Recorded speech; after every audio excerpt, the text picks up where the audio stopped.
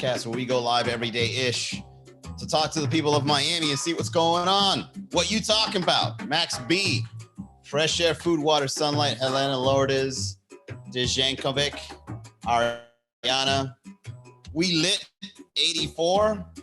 Well, if you were born in 1984, how lit can you really get? I think if you're an older person past the age of 30, you're no longer lit. You're like a little amber. You got a little bit of an amber going. First and foremost, thank you everybody for coming out. Thank you.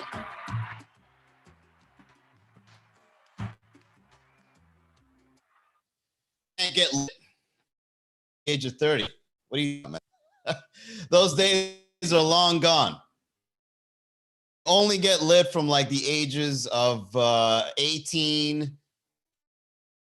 I is we lit era, and then from 30 to 50, you probably a sugar daddy, and then there's just a photo of the sugar babies that you on your boat. Snap that, post it on Instagram. You're bed by 8 p.m. And then the next morning when you look at the photo, yesterday we were lit. It's all an illusion, man. Yeah, you can't get lit past the age of 30. Big Daddy D, what's up, guys? Rob, Lorenza Sands, what's up, man? So how's your Monday going, man? Are you guys ready for another Monday? Is spring break over? Can we go back to South Beach in peace? Can we drive through South Beach and get a bag of cocaine like a local? Can we get a bag of coke in peace in Miami now? Or are we stuck in traffic? Right? I can't go to my plugs during spring break, even though there's plugs all over the place to go across that fucking bridge. You know what the best thing is, guys? South Beach has really become its own city. I think Miami Beach should be its own city. Like you've got Miami, and then you separate Miami to Miami Beach. Hell, it could probably be considered part of the Caribbeans, really. The Caribbean. I'm sorry, the Caribbean. I think Miami is really in a nice little position for it to revolutionize what we're known for. Because come on, one of the best beaches to visit the entire United States is South Beach. Let's face it. And it's not necessarily because of the waters or the views. It's just because there's a lot of sandy booty, Latina booty mostly, in the area. Okay, that's the number. Can you imagine where else is there an attraction where people go specifically for the women, right? Like if you look at a brochure about South Beach, there's no focus on, most of the times what do beachside resorts advertise? They advertise margaritas, like enjoy a cold frozen margarita while you enjoy the palm tree views and this beautiful ocean breeze on your seaside resort, right? Like that's how beaches are advertised in travel agencies. But Miami Beach should be advertised like, you want to see Latina women twerking for no reason? Well, come on down to South Beach because we got that. We got blow. We got nightlife. And did I mention the ladies? We're all in on it. Because Miami Beach is one of the more popular beaches in the entire United States, but I think it's not, the beach itself is not that, it's not that beautiful, man, right? I've never seen sea turtles or dolphins doing flips. It's always like shark attacks and jellyfish, right? It's like a safari of booty. Yeah. You rent out a jet ski instead of like a Jeep going down the safari looking for animals. You get a jet ski, right? And you get a tour guide on the jet ski. They're like, shh, stay quiet, guys. There's a group of lit Latinas 60 feet ahead of us. Look at them as they lay down the towels close to the shore. Oh, wait, we've got a male approaching them. Oh, and he walks away. He couldn't get the numbers. What's up, Cuban is funny? Chelsea K. It's an eco-friendly attraction, indeed. 0 votes. CPJ. Marty, what's up, man? All right, so Mocha wants to know, when am I going to trim my mustache? That's the only thing that I can grow properly. I think my mustache is very Miami appropriate, especially as a comedian, because you can't take me seriously with this thing on. Let's face it. Like if I were to walk up to you, you know damn well nothing serious is about to be said. Like imagine me looking at you hard with this mustache. You can't take me seriously. This is part of my act, right? I got have a nice little porn mustache, right? It looks like I should have like my pink fingers long. I'm about to do blow with it, right? Like I'm wearing like tropical floral shirts, right? And if I just walk up to you, like if you were at a bar and I just walk up to you, you would just think to yourself like, oh, this guy's either going to offer me blow or ask me to audition for a porn that he's directing. I've got the classic 1970s, 1980s Miami look.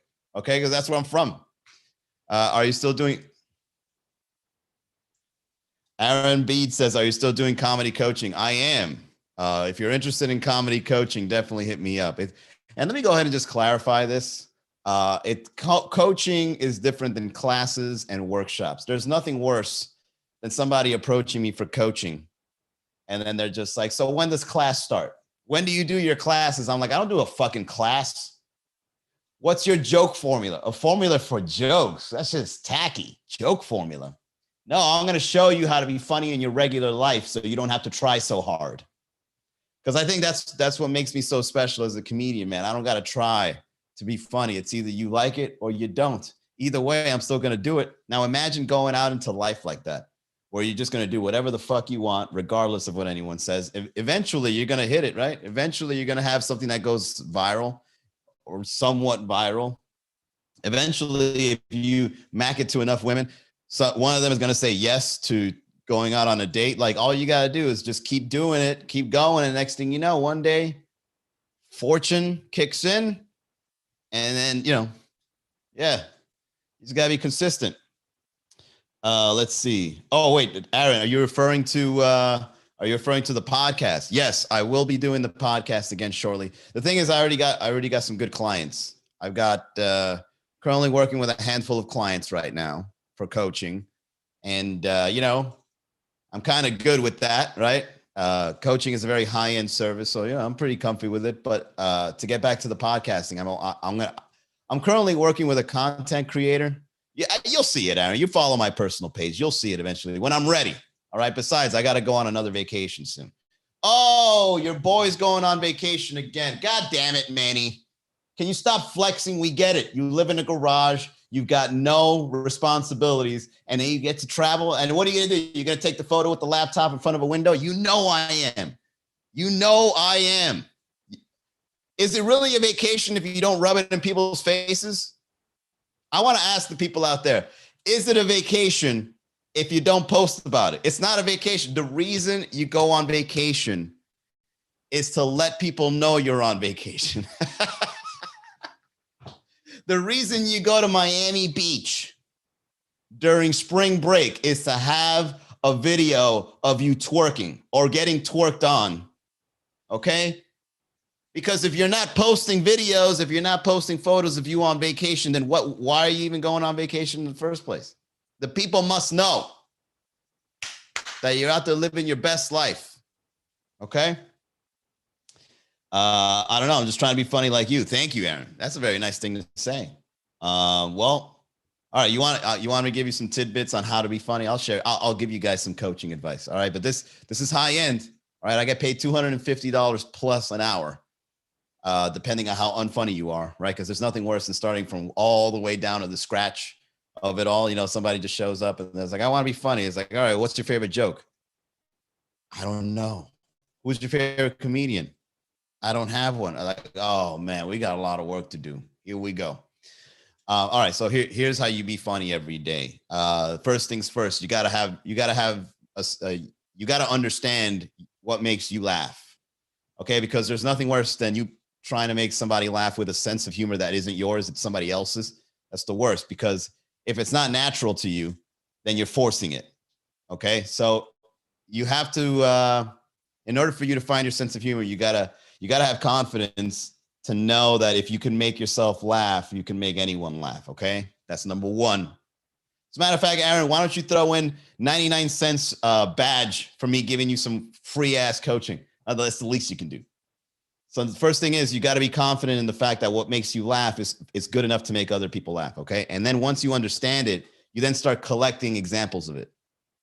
All right. So you collect examples of a funny thing here, something you heard on the radio, something you saw as a sketch, something you like a one-liner or a movie or something a comedian said. And then you collect what you found funny. Maybe you got like a book or maybe something like electronic. Aaron actually bought a badge.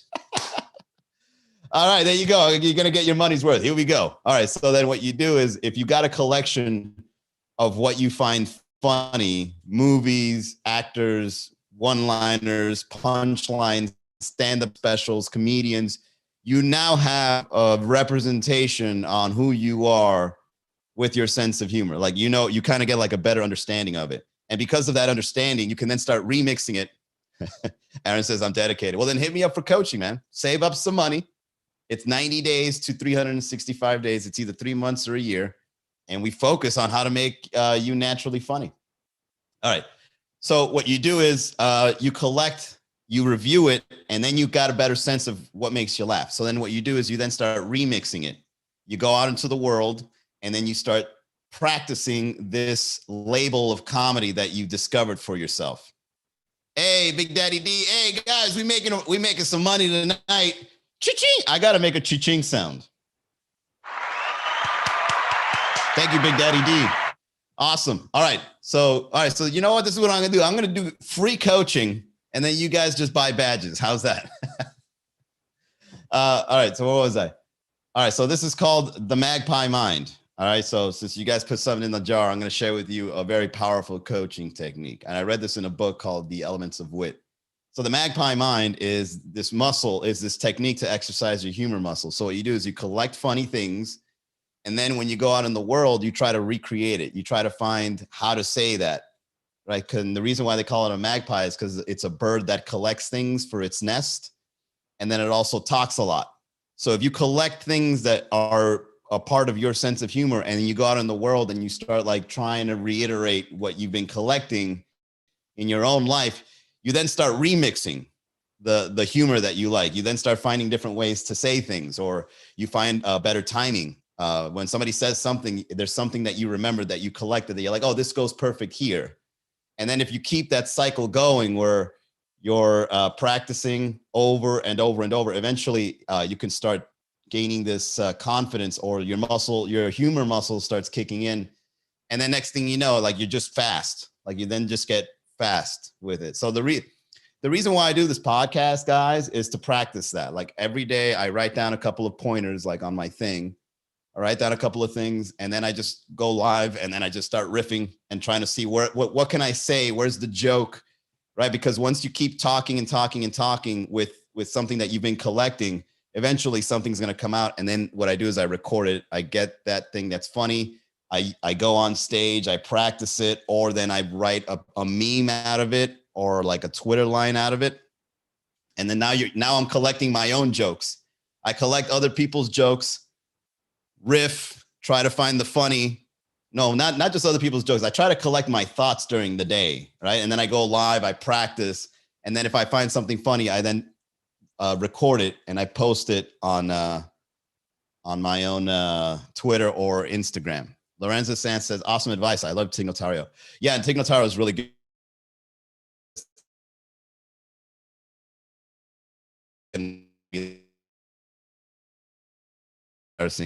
What's her name? I just said check out, and I see her face, but I don't know her. Oh, Tomlinson. Let me see. Let me give you her name right now. Tomlinson, comedian. Check out Taylor Tomlinson. Very funny. And I also like Me Inspiration. Who does the Me Inspiration podcast? Annie Letterman. Annie Letterman is also very funny. Check out Annie Letterman. Yeah, Taylor Tomlinson and Annie Letterman. That's two of my favorite. Those are like definitely top 10 for me. Like they're very creative, they're very funny, and they're very original. All right, there's nothing better than an original comedian, right? You don't want a comedian that has a shtick or some sort of you don't want to be a hack, right? Like you want to make sure that you evolve as a comedian so that you can discover more parts of yourself when it comes to humor, right? So like I'm thinking about practicing or trying to discover like sketch writing. Like I have a green screen, like I can easily do sketches, but I've never really, I mean, I've dabbled, but I've never really gone too deep into sketch writing, but I have all the equipment needed to do it. So maybe in the future you might see some, you know, you might wake up one day and there's a video of me pretending to do sketch. All right, let's get down to the reads, everybody. This show is sponsored by Ellie Venus. Ellie Venus is a health insurance agent and a subject expert in the world of health insurance. So use him as a resource. If you have questions, he has answers. The people he helps the most are those who do not have health insurance because they believe it to be unaffordable, and those who do have health insurance and are complaining about how much it costs. He can also help anyone, anywhere with anything regarding their health insurance. So call him today. He's the health insurance man. 305-335-3944. Email is eliuvinas, eliu.vinas at ushadvisors.com. All right. Thank you, Eliu. Moving on. All right. So, you know, this is funny that I sometimes get the best names for the podcast, even though I have no idea what I'm really going to talk about. And then when I get into it, eventually it ends up being part of the title. So what you talking about is a perfect title to this podcast. So let's continue practicing a little more some of these coaching techniques, shall we? Another thing is most comedians, they have something that I've learned in this book called Hitmakers by Derek Thompson. He talks about how people on the internet get big, right? Like how do things go quote unquote viral, or how do things become more accepted than others? And the number one differentiating factor about trying to make it big as a comedian is if you go online and you try to do things on your own and it's way different, it probably won't be picked on by someone that's doing something that's very familiar. Because unfortunately, the majority of people, especially when they're, you know, mindlessly scrolling, their mindset is in a very like flow state, like very slumber state. When you're like, you've been there, the fucking the rabbit holes, right? You're like asleep while you're doing it. You're just like watching. Like today I did. I mean, I'm not saying I'm not that person either. Today I was on YouTube and YouTube just kept showing me something after another. So in the book, they say when people get in that mindset and they start going through social media and they start going through like the internet, only things that are familiar entices them. So if you try to do something too different, they don't like it. They're like, who's that guy? Like when I went from memes to showing my face, fuck that guy, right? Because it's unfamiliar. They don't get it. They don't want to get it. Who the fuck is he? I don't care, right? But if you see a face of somebody that you've been seeing for a while, you know, like you've seen a sketch that he or she does, like, okay, then they'll see the sketch. But if it's a face they haven't seen before, they won't see the sketch, most likely not. Okay. So that's number one. The second thing that comedians need to understand about quote unquote going viral is that viral is really a misnomer. You really can't go viral because going viral means there's a patient zero, and then one person gets it, and then two people get it, and then four people get it, and then eight, and so on and so forth. That's viral. The reason why something has millions and millions of views, sure, it can have some effect of like repeated shares, but the real reason something gets a lot of exposure is because the channels are already set up. Okay, so if somebody has 100,000 followers, they're more likely to get 200,000 followers if they keep going.